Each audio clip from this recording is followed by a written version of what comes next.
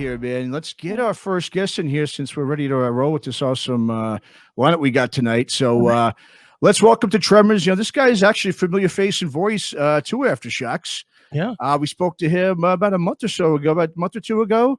Yeah. He fronts another band, a Canadian symphonic metal band called Siren, and he's here to talk about his other band. This is a much different band. It's more of a hard rock, sort of 80s bluesy type of rock thing. And we got Mr. Reed Alton here from InVertigo. What's up, Reed? Nice to see you again, man. Yeah, nice to see you guys. Thanks for having me on. Of course, man. Yeah. You know, first off, man, I just want to say, before we were going to, have you guys on, Chris here, he sent me a link to the Sex, Love, and Chaos EP you guys just put out, man. I listened to it. I loved it. I had no idea, though, that you were in both bands, man, you were in Vertigo. So it was kind of a surprise to us, man. It was awesome. But, I mean, yeah, it's great to see, man. Great album, man. We love it. Musically, it's got, like I said, that good old solid heavy rock and roll mixture between that sort of Eddie's LA sound with the heavy blues-infused rock. So along like the old Rolling Stones type of stuff. So, man, we love it, man. My first thought when I heard it was, it has a lot of that really modern rock sound, like, Scorpion Child and Crowbot and Dirty Honey. It's even like a band, you got a couple of bands up in Canada like Priestess and Monster Truck. It's got that kind of similar sound. But the one thing that really stuck out to me really is your vocals, man. I mean, it really balances out perfectly, I think, with the music. Like, you don't overdo it. A lot of times with that kind of music, you see a lot of, singers try to really just, show off and show that they can hit high notes and so forth. But man, I think the way you do it's perfectly. You never overdo it unless you have that space where you're allowed to, where it's just you and your voice, and then you really let it shine. I mean, do you sort of like, as a vocalist, that has the ability to go there when you want? I mean, are you conscious of doing that, or is it just sort of the way it naturally comes out when you sing? A little bit of both. Especially at the beginning of my career and with the different bands I was in, whether it was rock or metal or anything like that, I always was trying to just, jack off all the time and just sure. get all those notes and stuff. And quite frankly, at the time, maybe it's just inexperience or just, lack of like knowing how to songwrite or what have you. But I definitely want to say that it's not that I tone it down. It's just I'm serving the song as everyone in InVertigo. We're all hell of players, and we can do tons of stuff. We can honestly, Shaddy can shred. Duncan's a mastermind when it comes to music. We could all just go over the top if we wanted to, but it's not. It's about serving the song. It's about making sure the song is the #1 priority. So if there's ever a moment that I gotta belt out a high scream or do something that maybe is just a little bit more crazier or on the edge, then that's what the song calls for. I don't think that it's necessarily any one of us just trying to show off, because that really nowadays, I mean, maybe in the 80s it was cool, but nowadays people just look at you and they go, nah, man, that just right. No, totally. I mean, that's the thing too. And I mean, I'll just give a good example, too, with your band. Because like the song that sticks in my hand is Chains. I think that's a great song. I mean, that even was in my head like a week after I'd heard it. It kind of came back. And that's right there. When it's got staying power like that, I think it really tells you something. And I'll just like use the example with you guys, because like I said, you guys, it's got that sound, but it's also got that harder edge. Like I'll use a band, like I said, I'll use Monster Truck, for example. I love that band, but I will say the last couple of albums, they've kind of toned it down a bit. I think their edge has been coming a little bit more clean, a little more commercial sounding.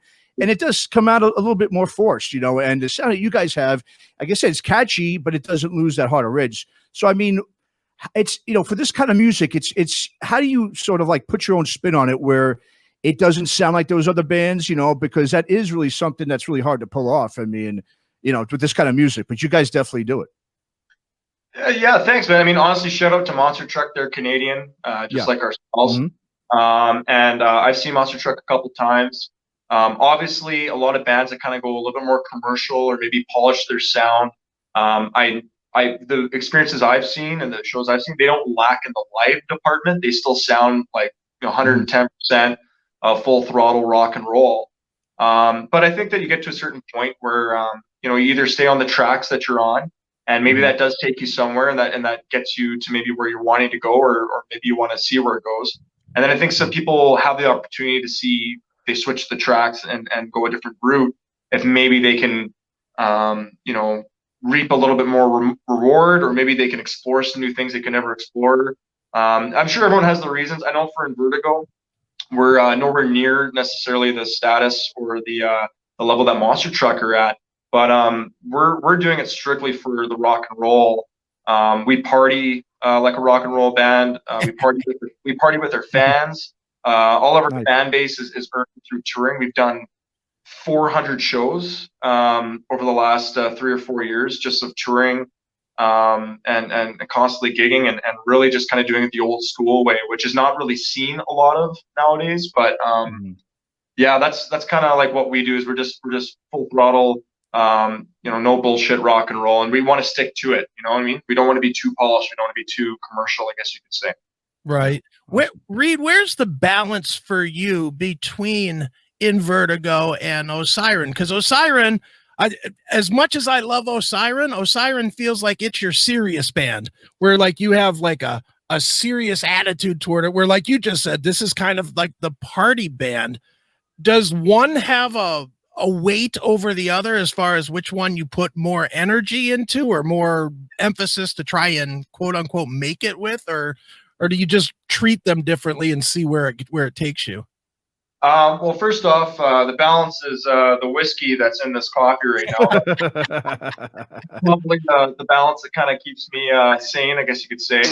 But no, you know what? I put in 110% to everything I'm doing, whether it's both bands, or if I'm just filling in for something, or if it doesn't matter. They both itch something that's unique and different in different facets of maybe what I'm inspired by or that I want to do. There's a lot of things in InVertigo that Siren would just never do. Not that maybe that they can't, but it's just something that the band does not want to go in that direction, and vice versa. And I think with finding that balance, it's the hardest thing for me is the thing that's kind of plagued me is I've always been compared to a metal singer when I'm doing the rock stuff, and a rock singer when compared to the metal stuff. Right. Maybe that's something that hampers both bands, and they can tell me to go fuck off one day, and I won't be invited to any weddings or any bar mitzvahs and stuff like that. But maybe that's the thing that separates both bands, maybe takes them somewhere. I'm not looking to make it with one band or the other. I'm looking to make it as that next up and coming singer, that next heavy metal, hard rock vocalist that makes an impact in a scene and in a world right now that's really lacking in a lot of areas. And I'm planning on doing it with both. So that's kind of how I go about it. And of course the whiskey and all that kind of stuff. Right. Well, which side is your passion more on? Are you more of a rock guy, or are you more of a prog guy? To be frank with you, probably alternative gospel opera is probably the go for it. No, man. I mean, honestly, I don't lean either which way. They really are kind of a personality split, almost like a two sides of a coin, I guess you could say. I guess it's both ways for me to kind of showcase what I can do. If you listen to both bands, especially Sex, Love, and Chaos, where I'm really trying to push myself in different ways that maybe I haven't in the past. That's kind of the two-sided coin. There is I'm just kind of showing two sides of what I can do and what I'm all about. So very cool. Cool, man. Yeah. Cool, man. Well, Reed, I'm sure you're infinitely aware of the band Dirty Honey that's out there, and they're obviously having a lot of success. I think you guys are heavier than them musically, but the same audience, I think, would like what you do, that likes what they do. And what's unique about them is that they have been able to do it without some big label pushing them. They're unless I'm wrong, they're not even signed. They're independent. They're a true independent that's having impact at radio and whatnot.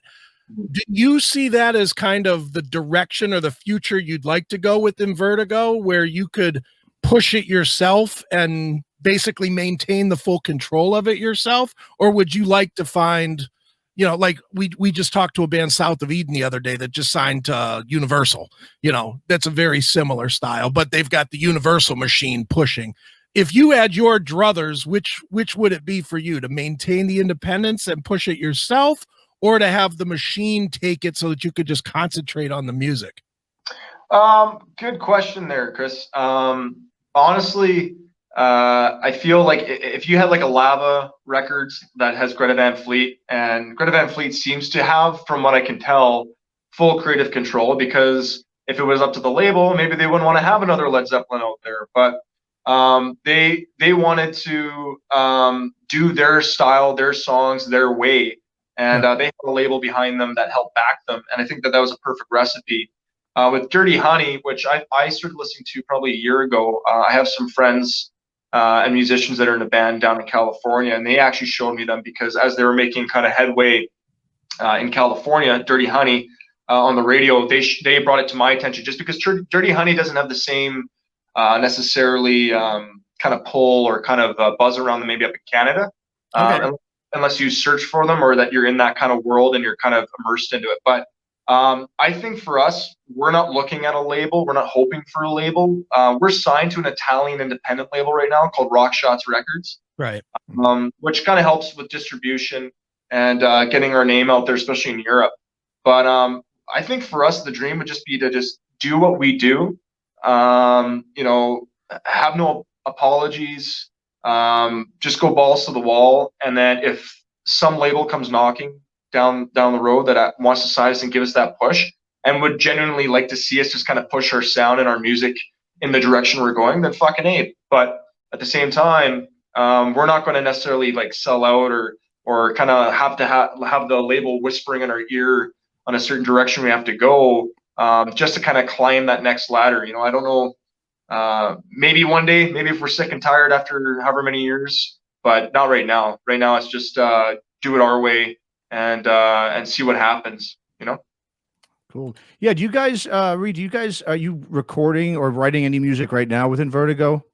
Oh yeah.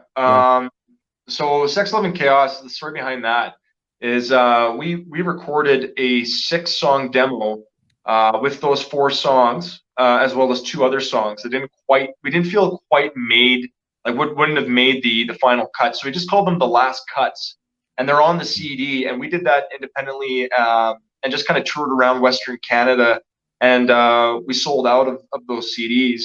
Oh, nice. And then we got the contract there and signed with Rockshots, and they wanted us to kind of do a proper release worldwide, online streaming, all that crap. Because for the first 3 years of the band, we refused to kind of go on to that route of streaming and stuff. We wanted to really just kind of do it the old punk underground way, really rock and roll. Mm-hmm. And so what we did was we just threw those exact same, the 4 songs off of that original CD, we threw onto this release, Sex, Love, and Chaos, that now everyone's heard. And during that time, about 1.5 years, 2 years that all this was going on, we've written more songs and demoed more songs, as well as been writing pretty much, I guess you could say, like our first full-length record, and then maybe some. Like we've probably got 25 songs ready to go, wow. Or at least in the works right now, that are kind of like we're proud of, and we're looking forward to eventually releasing. So we're waiting for COVID to kind of just kick the bucket and get back on the saddle, because we tour and gig a lot, and it's been really hard not to kind of push ourselves the way that we have been. We have, especially because we're not necessarily a band that's been thriving going the online route. We've been doing it the old school way. Sure. How, once COVID does go away and we're back to going to see live music, how are you going to be able to balance, I would say, Siren and InVertigo? Because I mean, obviously both bands are going to want to get out there and tour like crazy, because you've got new records for both that you want to get out to the fans. I mean, do you see that being a much of a challenge, or it's more of just like, hey, that means I got more work and that makes me happy? Yeah, I mean, I'm always down to be doing shows and performing and writing. It's what I live to do, and all that stuff. I think it's 2 things. One, I've been doing it for 4 years already. I've been in both bands for 4 years. Okay. And I've been able to make it work, not without hiccups, not without a few schedule clashes, but it ultimately comes down to the people that I'm in bands with. It's the people you surround yourself with, the people that are understanding, patient, and are just as supportive of me as I am of them. And I think that that's kind of the perfect recipe for why this works, is that both bands have partied together. They've come to each other's shows. They have been supportive. And I think that's kind of the right kind of thing if you're going to make that work. I'm not like Corey Taylor, who's able to be at Stone Sour, and kind of dictate whatever he wants to do. I'm kind of at the mercy of whatever's kind of in front of me. And it has been a struggle in the past, and it does cause a little bit of stress time to time. But you know what? Without adversity and without those roadblocks in the way, you're not going to become a better musician. You're not going to become a better performer or a time management kind of thing. You know what I'm saying? Sure. Yeah, absolutely.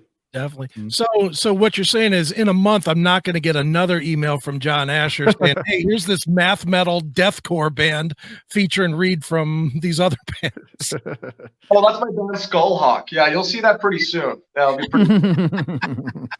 Very cool, man. Awesome. Well, dude, we are definitely fans of both bands, Siren and InVertigo. Why don't you throw out the plugs where people can keep up with both of the bands and check you out and hear the music? Cool. Well, yeah, I mean, you guys can always just go look up Siren, Osyron. They're all over the internet there, and they're the only things spelt like that on the internet. But when it comes to InVertigo, we're heavy into our social media. We love to document our parties, our tours, our writing process, all that stuff. So you can just go look up Get InVertigo. That's like our Instagram, our Facebook. InVertigoBand.com is our website. We're also on Bands in Town. Obviously, whenever COVID's done, we can go back to touring. You'll probably see all the updates there. And I really just highly suggest people just kind of, because we're not faking anything when we're documenting our lives and our music on social media. We're really trying to be as transparent as possible. And I think it's maybe a fun thing to go check out is just our Instagram and really kind of see what we're all about and see kind of what we do and how we live. And then that way, when you come see us live eventually and you get to know us, you could be in those photos, you could be in those videos, and you could be part of the movement that we're just trying to create as a band, Absolutely, man. Yeah. Well, Reed, we definitely appreciate you taking the time, man, and good luck with it, man. We continue to hope it does well, and we'll continue to keep pushing it, man. Yeah. Okay, and I also just want to say too there, Chris, there's a guy in Calgary named Bruce who's a big supporter of both bands that I'm in and has become a good friend. And he's been following you for years. And I didn't even tell him that I was doing any of these interviews. And he said that he heard the Siren one, and he's like, "Oh my God, fuck man, I've been following Chris forever, man," and blah blah blah blah blah blah. But it's a shout out to Bruce there. He's an absolute gem and a true testament of the Calgary music scene here with rock and metal, and and a supporter of you as well, both of you guys. Well, Bruce, get better heroes than me, for God's sakes. Jesus. All right, Reed, man. Thanks so much for coming on, man. Take care, Reed. See you guys. All right, bro. Take care. Thanks for listening to Aftershocks. For more episodes, go to our website at www.aftershockspodcast.com. Visit us on our Facebook, Instagram, and Twitter pages for more news and information on the podcast. And be sure to subscribe, listen to, and review all episodes on YouTube, Spotify, Apple Podcasts, and all other podcast platforms. For your music listening pleasure, visit our website or go to www.shockwavesradio.com. For all comments and questions, please email us at info@aftershockspodcast.com.